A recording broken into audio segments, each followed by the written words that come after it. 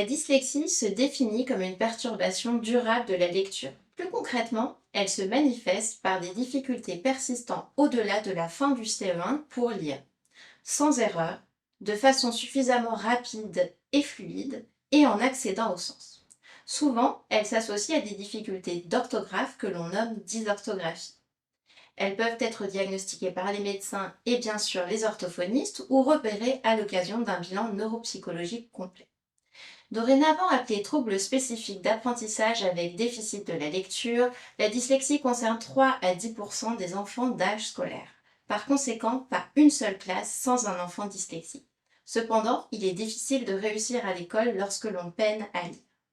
Si l'orthophonie constitue un moyen d'amélioration via des techniques spécifiques, il existe aussi des outils et des aménagements pour permettre le contournement.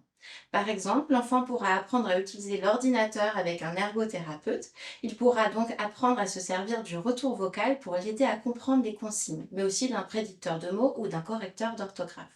On pourra aussi solliciter des aménagements dans le cadre par exemple d'un PAP. L'enfant pourra ainsi bénéficier d'une lecture des consignes ou d'une explication de ces dernières par autrui, ou encore avoir des dictées aménagées. Ainsi, il pourra contourner la dyslexie et ses conséquences.